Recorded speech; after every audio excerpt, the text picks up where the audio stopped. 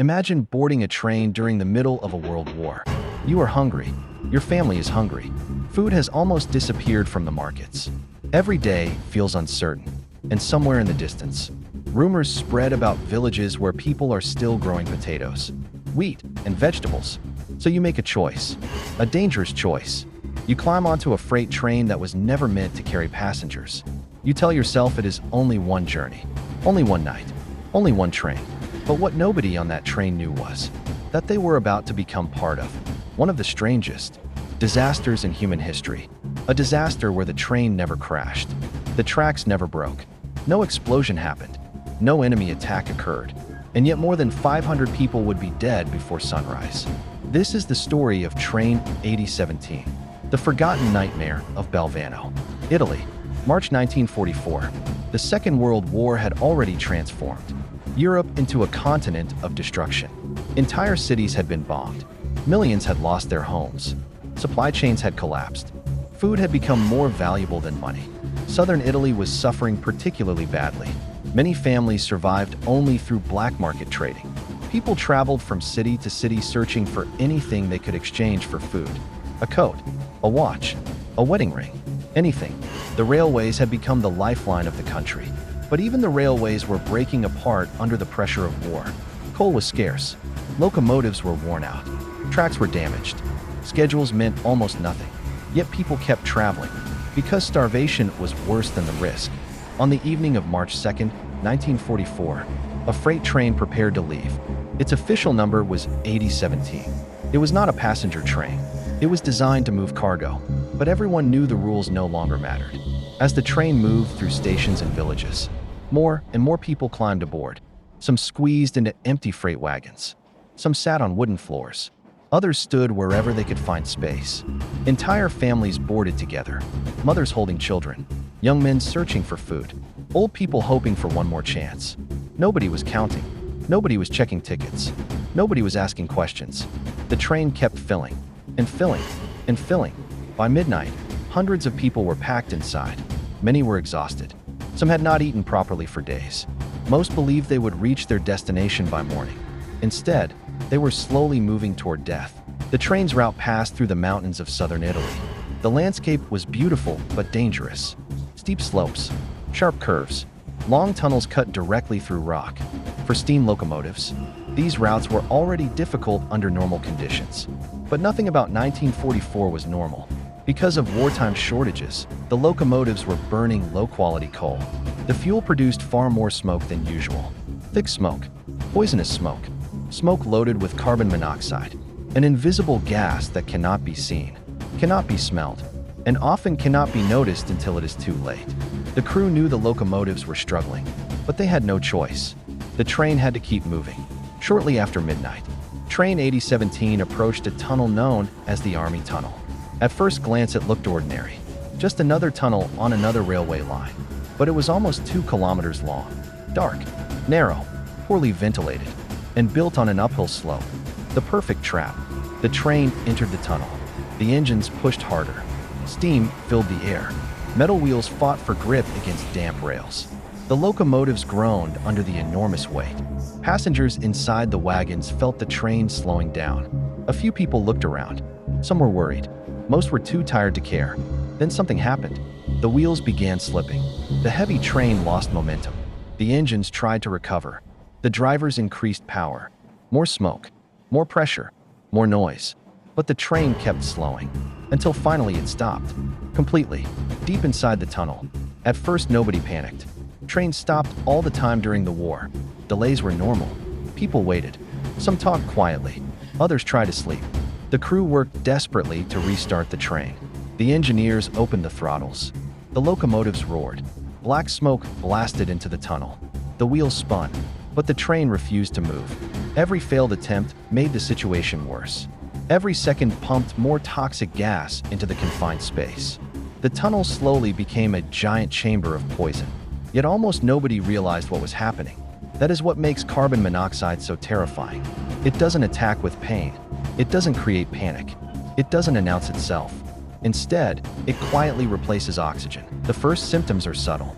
A headache, dizziness, fatigue, confusion. Exactly the kinds of sensations people already felt after days of hunger and exhaustion. Passengers assumed they were simply tired.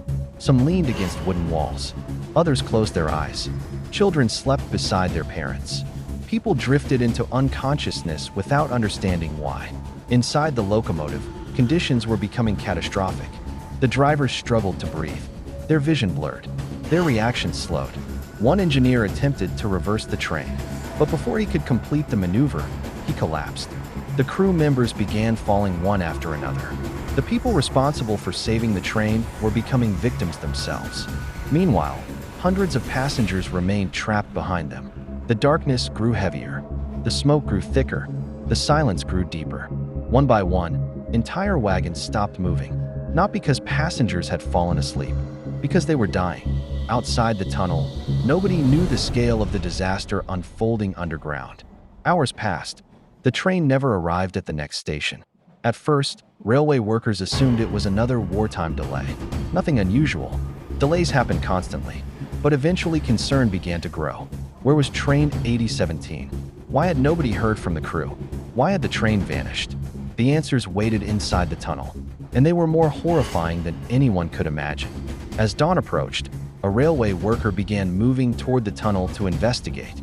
What he discovered would become one of the darkest scenes in railway history. Hundreds of silent passengers, entire families motionless, bodies covering wagons, bodies covering tracks, bodies everywhere. No collision, no fire, no explosion, only silence. The kind of silence that follows mass death. The rescuers could barely comprehend what they were seeing. Many victims looked as though they were sleeping. Some remained seated. Others were leaning against walls. Parents still sat beside children. It looked less like a train disaster and more like time itself had suddenly stopped. The nightmare hidden inside the mountain had finally been revealed. But the tragedy of Balvano was only beginning. Because the question now was simple. How could more than 500 people die on a train that never crashed? And why would the world almost forget it ever happened? Those answers would lead into wartime censorship, government secrecy, and one of the most overlooked disasters of the 20th century. The official death toll has always been surrounded by uncertainty. Some reports claimed around 500 victims. Others suggested the number was even higher. The truth is that nobody really knew how many people were on train 8017 that night. Remember, this wasn't supposed to be a passenger train. Most of the people on board were never officially registered. There were no proper passenger lists, no reserved seats, no accurate records. Hundreds of desperate civilians had simply climbed aboard in the hope of finding food for their families. When rescuers finally entered the tunnel, they weren't counting passengers. They were trying to survive. The air inside was still dangerous. Carbon monoxide lingered throughout the tunnel. Even the recovery teams had to be extremely careful. One wrong move could turn rescuers into victims. As news of the disaster began spreading, investigators rushed to determine what had happened. At first, some people suspected sabotage. After all, Europe was in the middle of a world war. Enemy attacks were common. Railways were frequent military targets. Could someone have intentionally caused the catastrophe? The evidence quickly suggested otherwise. There were no signs of explosives, no damaged tracks, no indications of enemy action. Everything pointed toward a horrifying combination of bad luck, poor equipment, and impossible wartime conditions. The locomotives themselves became a major focus of the investigation. Train 8017 had been pulled by 2 steam engines. Under normal circumstances, that should have provided enough power. But these were not normal circumstances. The train was heavily overloaded, far beyond what planners originally intended. The route climbed steadily uphill. The rails were damp. And perhaps most importantly, the locomotives were burning low-quality coal, the kind of fuel nobody would have wanted to use before the war. But wartime shortages left railway operators with few alternatives. That coal produced enormous amounts of smoke, much more than standard fuel. And inside a confined tunnel, that smoke became deadly. Investigators gradually reconstructed the final moments. The train entered the Army tunnel shortly after midnight. As the engines climbed the incline, while slippage reduced traction, the train lost speed. The drivers attempted to compensate by increasing power, but increasing power only created more smoke. More smoke meant more carbon monoxide. More carbon monoxide meant less oxygen. The tunnel transformed into a giant sealed chamber, a giant invisible gas trap. The passengers never stood a chance. The most disturbing part of the investigation was how quietly the deaths occurred. People often imagine disasters as moments of chaos, screaming, running,